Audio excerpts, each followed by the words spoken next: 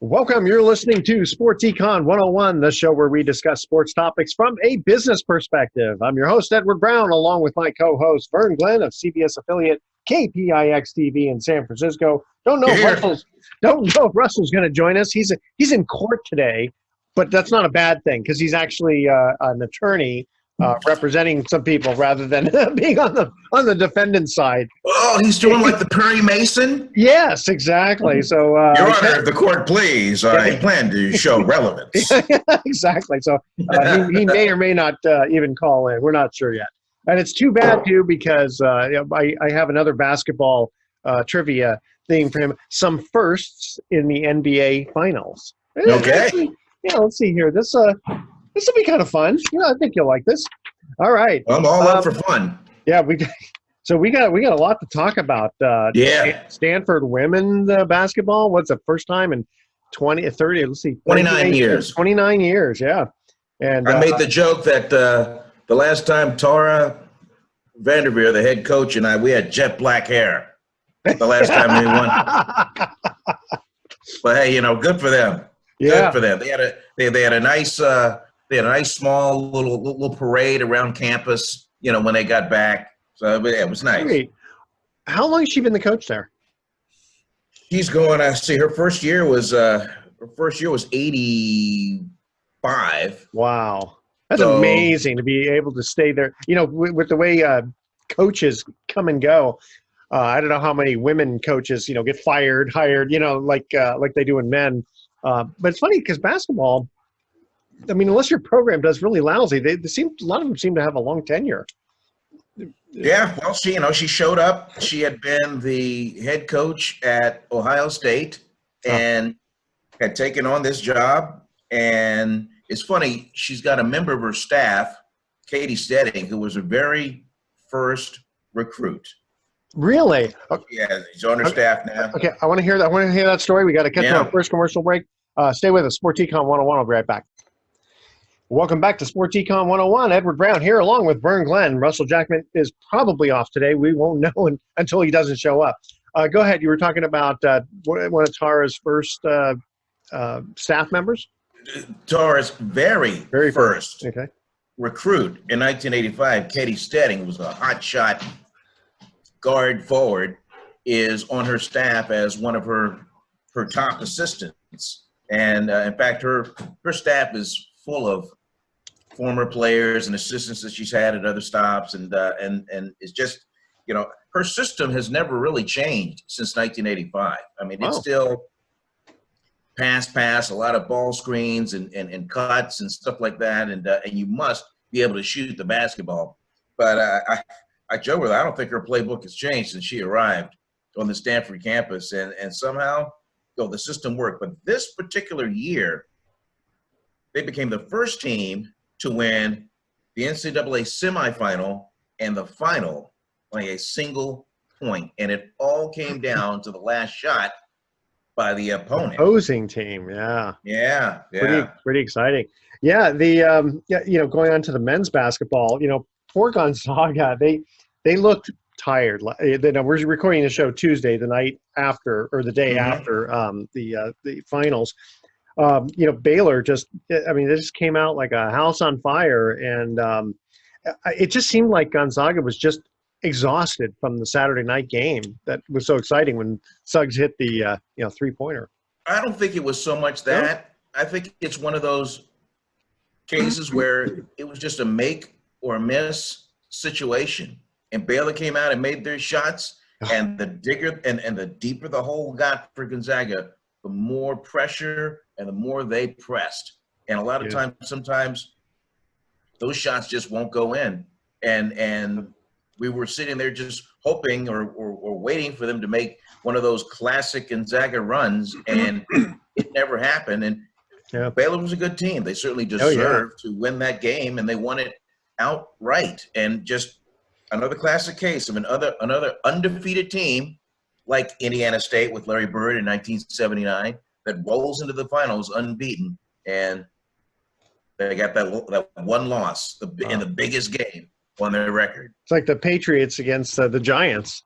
Yeah. I just did a story with a gentleman by the name of Jack Hafner, who was part of the 1944 Gonzaga basketball team. They were known as the first great Bulldogs team in '44. They went 21-2. They were ranked 6th in the country, and because of so many restrictions, Edward, in those wartime days. Oh yeah. This was a particular school where you were not allowed to leave campus for longer than 24 hours. And in those days, because of wartime, you really could only travel by train or bus. Bus. I mean, you really just couldn't just catch a charter flight and then just go wherever. Yeah. And it cost them a lot of matchups against Stanford, which was a power in those days. I mean, they couldn't just zip down here, play Stanford, and then zip back. Otherwise, they'd be out of the 24-hour range, man. And in those wartime days, the draft decimated the enrollment of a lot of these colleges. And Gonzaga was one of them. Gonzaga lost half their student body. And so Jack Hafner, who was from San Francisco and had already gone to school at USF, but had joined or was drafted by the Navy. He was a Navy cadet. And he and 7 other cadets were jettisoned to Gonzaga just to fill the enrollment of the school and be there to train, march, drill, condition, and kind of be on red alert as cadets. And while they were there, they were just screwing around in the gym, and a guy shows up and says, you know what, I think we're going to have a basketball team. Wow. And they formed that basketball team, and off they went. But Edward, in those days, obviously there was no three-pointer. No. There wasn't even a jump shot allowed. All you could do was what they call set shots. Really? Yeah. So it was a lot of these. Yeah. But your 1 foot had to be on the ground. You could jump up and shoot it. Which is kind of funny because that's the only kind of shot I can do. I can't do a jump shot very well. So there were a lot of ugly games, and their style was run and gun, fast break, get the rebound, throw it to the center. The center would throw to like 3-4 other guys running toward the basket, and they just go in and try and do layups. Were dunks allowed back then? No, there was no dunking. No dunking either. There was nothing. They considered too easy a shot, probably. Get this, they averaged about 60 points a game, which is that's so really good. Dynamic for the play in those days. And they won their games by an average margin of 23 points. Wow. That team was so good in 1995, all 13 members of the team were inducted to the Gonzaga Sports Hall of Fame. Oh, that gives me chills. That's exciting. That's awesome. Oh, yeah. So I spent an afternoon with Jack, who lives in Atherton. And for those of you that just don't know the geography of the Bay Area, Atherton is down the peninsula. It's about 25 miles south of San Francisco. It's very close to Stanford, yeah. Yeah, very close to Stanford, and that's where he lives. Well, he's got to be 90-something. He's 96, and then the only other surviving member of that team is a guy named Wally McGovern, who was another guard on the team, and he'll be 99 next month. That's great. I love hearing those stories. Yeah, that is really good. I'm in the process of posting this story on social media, and but it's come to be one of my favorite stories this year. Awesome. I hear a ding. I think that's Mr. Jackman. Yeah, I see. I see it's late. Is Mr. Jackman going to join us now? Holy smokes! There he is, face and all. It says RUSD on the screen. So. Yeah, Rust. Yeah. So you look like you're in a different room than you normally are. Yes, I am. I'm actually at my office. So. Your office. After your court, we were telling the audience that you were in court, but we were letting them know ahead of time it was not because of anything you did on the bad side. No, it's what other people did on the other side. Tell me, Mr. Jackman, there were courtroom antics that you went, Your Honor, I plan to prove relevance. I'll move it along. Have you ever seen Bananas, the Woody Allen movie Bananas? Actually, I haven't. Yes. where Woody Allen says this trial is a mockery of a sham of a mockery of a sham. That Was it something like that? yes. No, there was Well, fast. It was just an arraignment hearing, so okay. not Well, as much excitement. I'm glad that you joined us because I was telling Vern that I have another trivia based on NBA Finals. And it's Okay, good. some firsts in the NBA Finals. In fact, Vern, you're gonna have to tell me what subject you want the trivia to be next Of course, time. it's from the Peach Basket era, so The Peach Basket era, yeah. when they were No, still but- called cagers. Yeah, that's right. Hey, Russ, before you jump to the line, I was telling the story about the 1944 Gonzaga team, which I did a story on one of its surviving members of the team, and they were the first great Gonzaga team.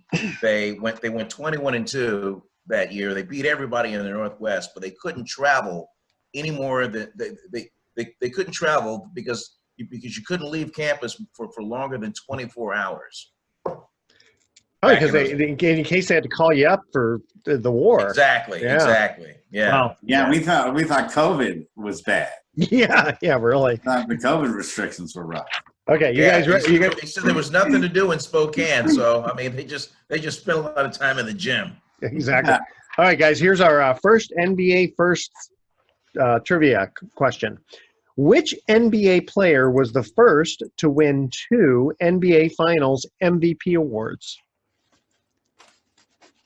NBA player to win 2 finals. And I'll give you a hint. It was at least after the 1960s. So at least it's not the Peach Basket era. After It was after 1960.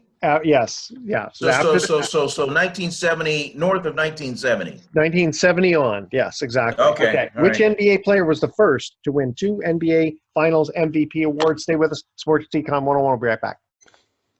Welcome back to Sports Econ 101. Edward Brown here along with Vern Glenn, and Mr. Russell Jackman has joined us. All right. Just in time for our trivia contest. All right. Yes, counselor. Yes. Yeah. Which NBA player was the first to win 2 NBA Finals MVP awards? I'm going to go with Havlicek. I'm going to go with Russell. No. Willis Reed. Willis Reed, Willis New York Reed. Knicks. 1970 and 1973. I used to love what was it, the big afro? Yeah, He didn't have one. He didn't have a big afro. Oh, I'm thinking of Wes Unseld. I knew it started with a W. But I was thinking Frazier was the one who. Yeah, Frazier, and then also Wes Unseld. Definitely had massive afro. Willis Reed had that famous thing where he wasn't going to play, and then he just limped out of the locker room and onto the court, just willing himself in the 1973 NBA Finals. Yeah, all of us Warriors fans were hoping that Klay Thompson was going to pull a Willis Reed. Willis Reed, yeah. And he unfortunately did not. He wound up being out for the next 2 years. So I still love watching those guys. You know, it's and again nowadays, you know, you have certain people you love to watch, but you know, going back in your memory and going, oh yeah, you still love to watch, you know, Willis Reed and Joe and Walt Frazier and Wes Unseld. The last time the Knicks were really a great team. Yeah. That's true. Well, you know the joke is it's like I had my car parked in New York. I had a Knicks ticket on the windshield, and someone broke through my car and added another ticket. Yes.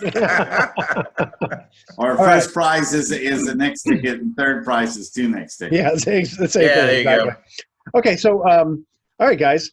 I also continue on just with a little bit of the basketball. So Baylor had a lot of transfer ins. And apparently they're considered the first champs of free agency. I wonder how that's going to change the landscape of NCAA basketball. You know, we talked about this way before, you know, years ago of how, you know, certain like Duke and Kentucky, you know, like the better you get because the kids coming out of high school, you know, the really good ones are going to go only to the good teams.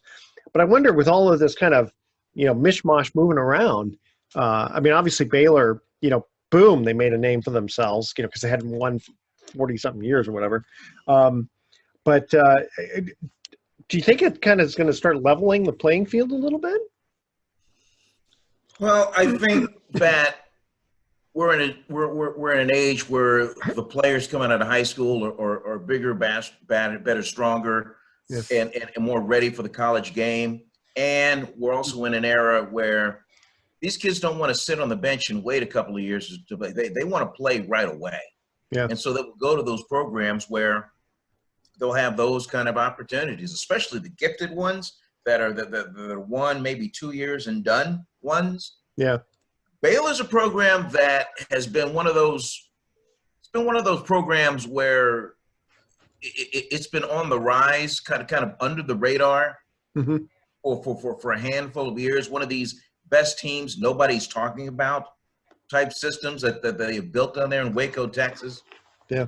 And so it really wasn't a surprise to me that they were able to, gather a bunch of guys that were able to just be on the same page and play up tempo like the kids want to play, and launch the long shots as if they want to, but you still got to have an inside game. And you still got to be physical, and that's what they were on Monday night. And you've got so many high school basketball players. They all can't get scouted.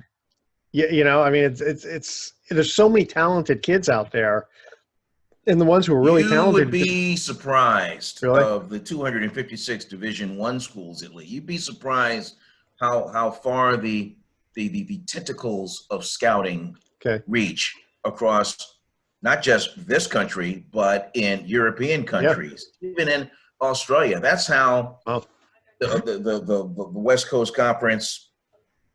Well, they used to be a power, not so much in lately, but St. Mary's and Moraga built their program a lot on Australian players. It was a pipeline, and that's how they got really good, because they were physical and they could really shoot, and a lot of them have made the NBA.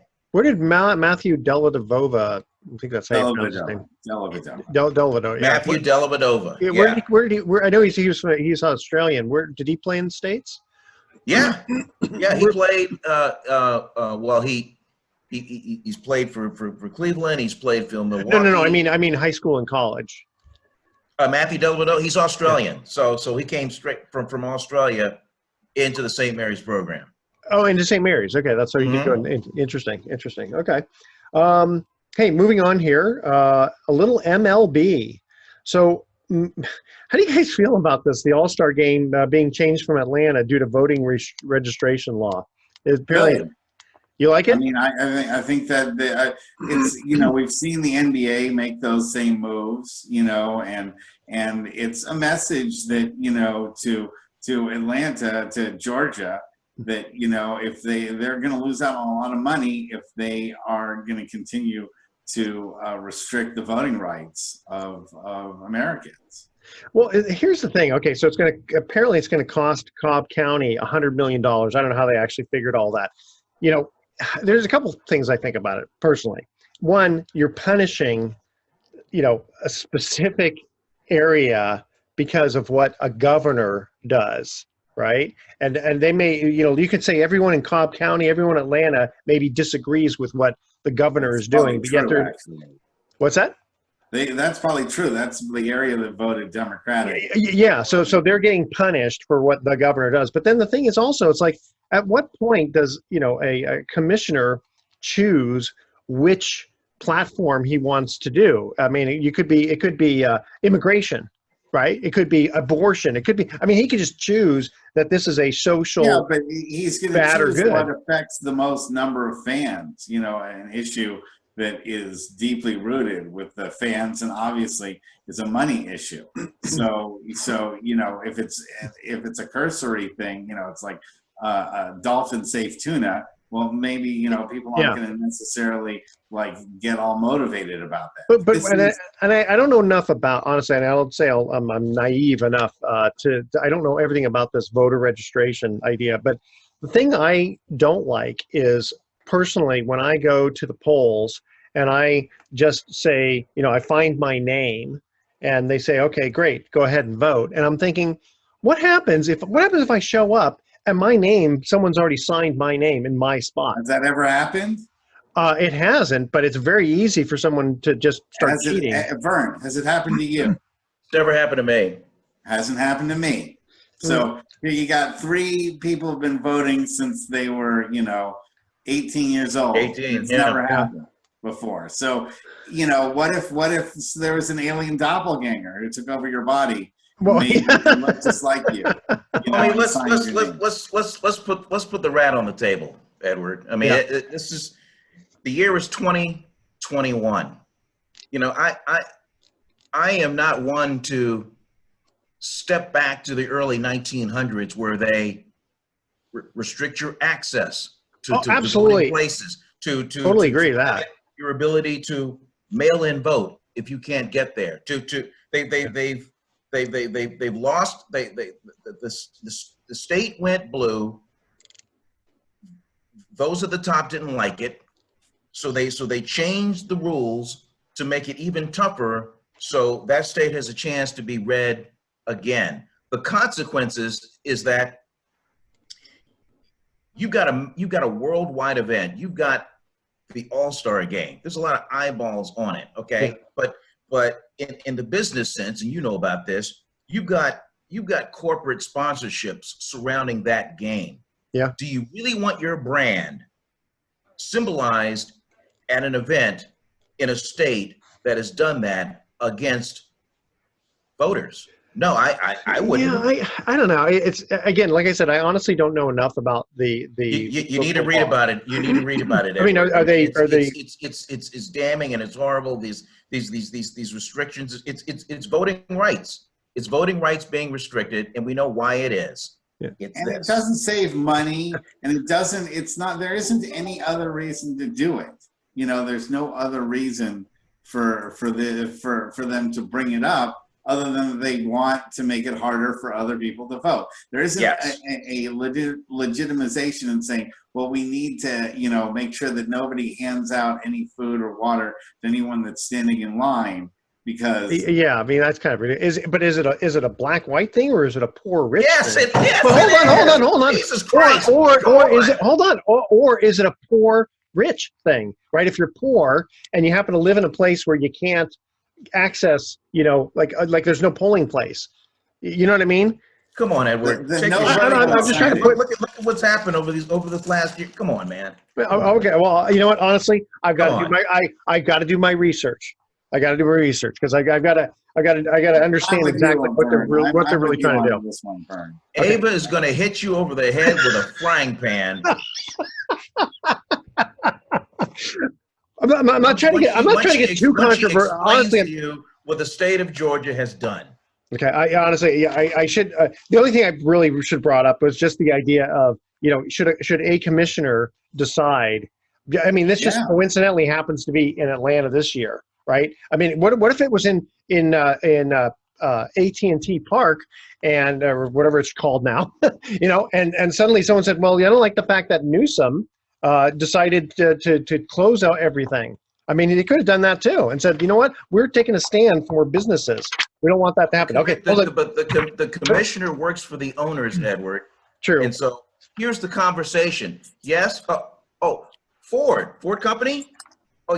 Oh, you're not. You're going to pull your money. That's what it comes down to. Okay.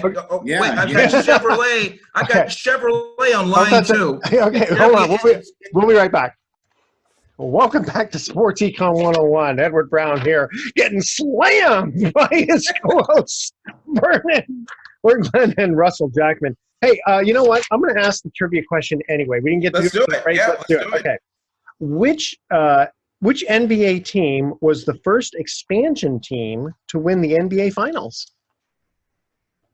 Talking NBA firsts here. Which NBA team was the first expansion team to win the NBA Finals? And I'll tell you, the team is not there anymore. The team no longer exists. In that city. Are we talking about Seattle? No, they changed cities, and then they changed the name. Change the cities. Come on, Vern. This is your neck of the woods. Your old neck of the woods. The Washington Wizards? Well, okay, yeah. They was the but back then, they were the Washington Bullets. Before that, they were the Baltimore Bullets. Baltimore Bullets, Baltimore right. Bullets, yeah, the Baltimore Bullets. They're Capital Bullets for a few years, and then they were the Baltimore Bullets. If you want to go back that. Okay. So it was the Capital Bullets. No, they were the Baltimore Bullets. Then they became the Capital Capital Bullets. That's what I'm saying. Is if we're going backwards in history. Okay. They were Baltimore the Bullets, Wizards, Capital Bullets, they were the Washington Bullets, Bullets, Washington the Wizards. Bullets, and the Baltimore Bullets. Yep. Yeah, it's kind of funny because you think, why would anyone change, or why would anyone pick a mascot, or pick the name of a team, Bullets? Because it's supposed to be the revolutionary Because nobody war. thought about that back then. I mean, the bullets are fast. Fast as a bullet. It also had to do with the Revolutionary War. Revolution. Was that like the Patriots? Yeah, getting rid of the British, who we all. Gotcha. You know what? No, but I think I get a little bit more of what Vern was saying, because bullets being fast. I get it. Yes. Yeah. Faster than a speeding rockets. bullet. Faster than a speeding bullet. Yeah. Well, yeah, but Houston Rockets, that all has to do with Cape Canaveral. Just not Right. Cape Canaveral, but whatever it is in Houston. Okay. Almost continuing on with what we were talking about. So some are calling for a boycott of the Masters in Augusta, Georgia. And if I remember correctly, didn't they do that before? Didn't they try to do it before because they wouldn't allow women in the? Yeah. Wasn't that the reason? But then they started allowing women there, didn't they? Yeah, and not only they started allowing women. If you watched last weekend, there were two events. One was the Augusta National Women's Amateur, and the other one was the National Drive, Chip, and Putt Contest. Also played there, and that's fun. And you could almost make a drinking game of the number of times Condoleezza Rice was shown on TV, because she's a member, obviously, the Secretary of State. Gotcha. Is she a good golfer? She's a good golfer. She's a golfing enthusiast and a prominent member of that club. And there she was, walking around and clapping in her green jacket, which is what you must wear when you're on the grounds. Very good. Yeah. I'd like to see some how well tennis players would do. I'm just thinking, for the talent that they have, tennis. Golf's a little different, but I bet it's still you're talking about from a hand-eye coordination. Yeah. I bet they're pretty good. Yeah, I would imagine, but the tennis ball is moving. The golf ball's just sitting there. That's true, but it's not thinking. Steph Curry's a really good golfer. Michael Jordan's a good golfer. Charles Barkley, not so much. I just did a story on a young lady by the name of Rachel Heck, who's a member of the Stanford women's golf team, and she was selected as one of a handful of amateurs to play in that women's amateur event, and she came within a shot of a playoff. Oh, but she was just. She says it's one thing to watch it on TV. When you're actually there and you see the hidden breaks on these putting greens that you can't see on TV, it's yeah. It's just it's kind of crazy when you watch them putt sometimes, and you go, oh, how did they know it was going to break that much? Well, you obviously getting down why there. They hit it over here. Yeah. And she said, and normally when she's in like a big time event outside of a Stanford again, she has her dad on the bag. As her caddy, but in this case, she's like, Dad, I'm going to have one of the club caddies, help me with this one. Somebody that actually knows the course. Yeah. That can make quite a difference, But she says she said everything is just perfectly manicured. The azaleas, the even the driving range, the greens are just perfectly manicured. She says the food is awesome. The food is over the top. It's funny. It reminds me, like, when you play softball or if you watch, baseball in the high school level or something, and then you look at the pros, and it's like, it's very rare that you have a rock that, the ball hits off of. Right. Unless you're, who is that? Is it Ted Kubek? Who was the one the ball hit? He was a shortstop. I think he played for the Yankees, right? Ball. You talking about Tony Kubek? Hit a rock in a bad spot there. But hey, back to baseball a little bit again. The Rangers Stadium at full capacity for opening day.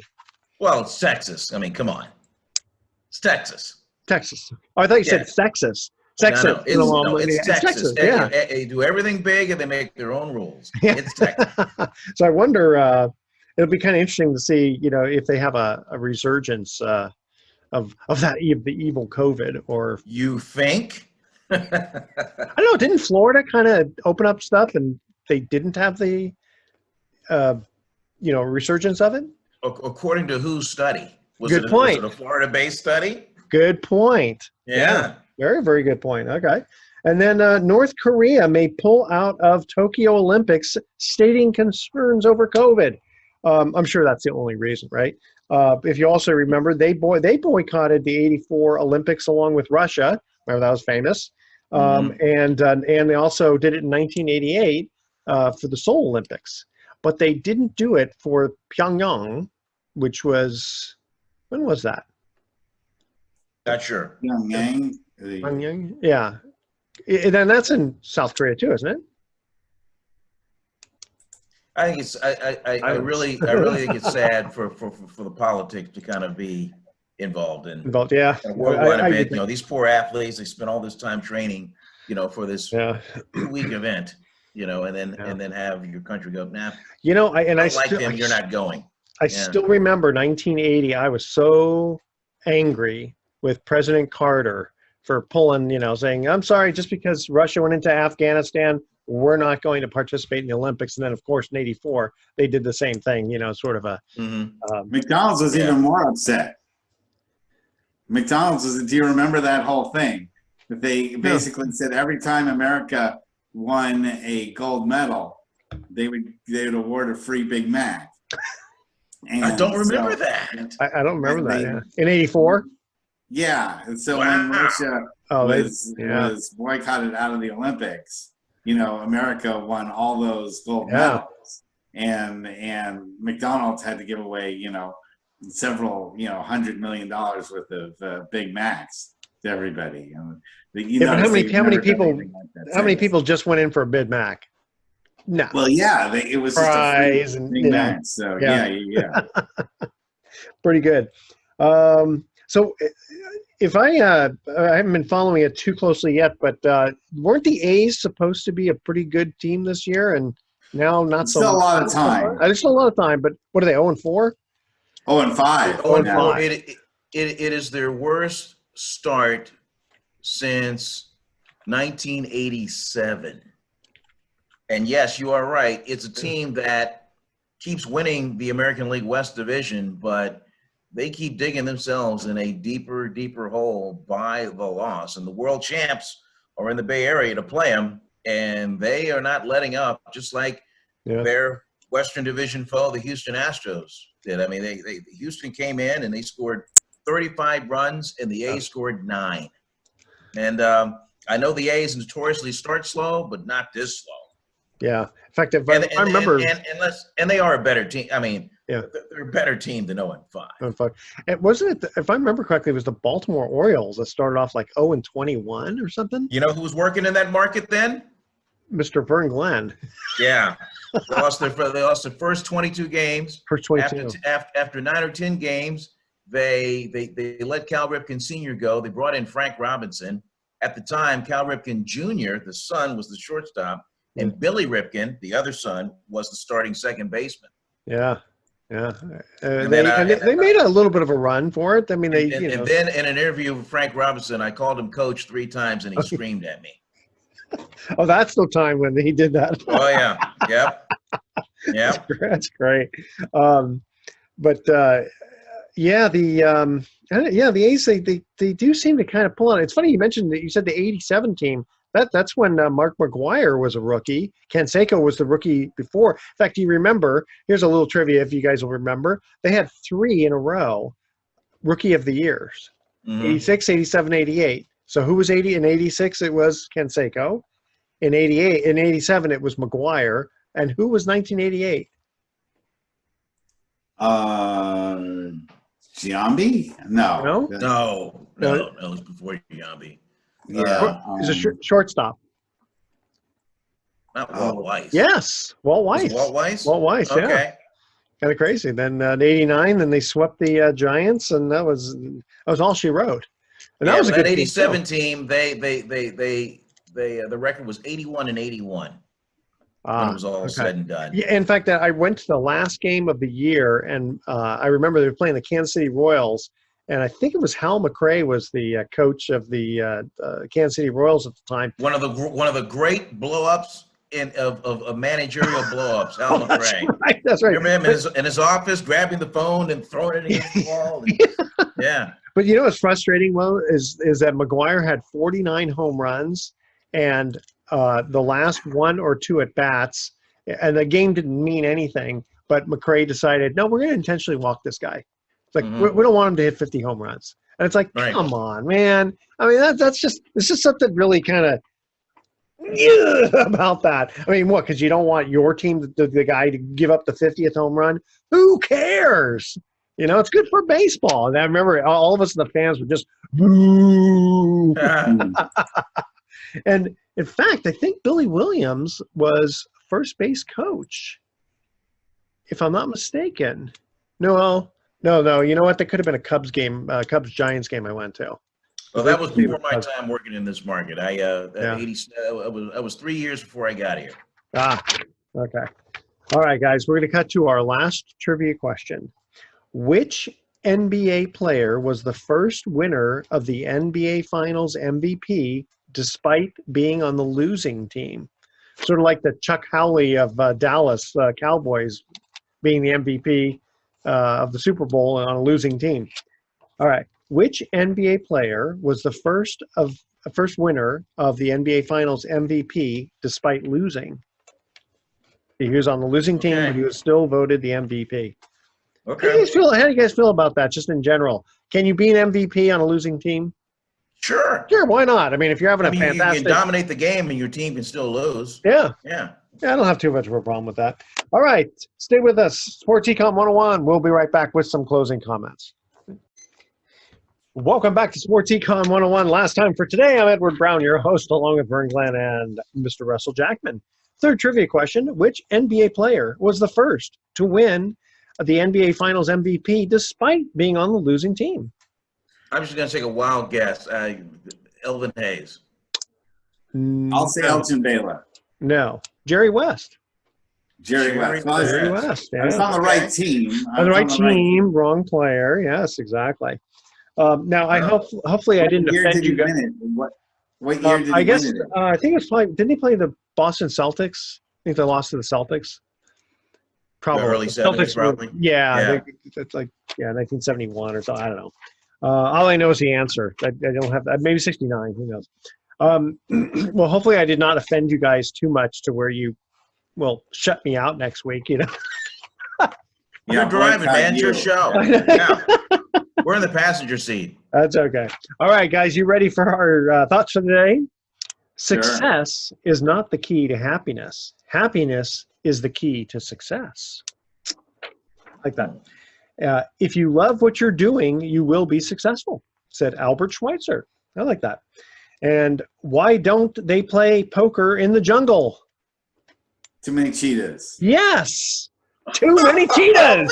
I just saw that. That's very good. Right on the money. I mean, that's exactly the answer. Too many cheetahs. Boy, hey, were you on the plane? Though, were you cheating? Were you looking at this piece of paper? No, it's just such an old joke. Oh man! But I thought that was cute. There you go. See, I always try to get these, at least the really cute, not the stupid ones, the cute ones enough to make Vern give a nice smile. I like that. Yeah, I like that. Smile. All right, guys, tune in next week to Sports Econ 101. We're going to be discussing sports topics from a business perspective and asking more sports trivia questions. Thanks for listening. On behalf of our team, I'm your host, Edward Brown. We'll see you next week. Adios, America. So long. Good night, America.